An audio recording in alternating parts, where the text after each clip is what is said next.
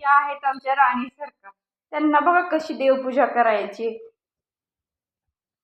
स्वतःला देवपूजा करायची असते.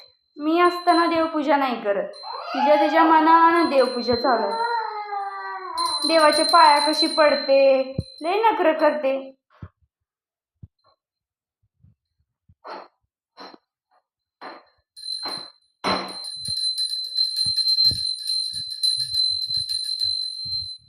कसा चालू आहे पराक्रम मनाचा.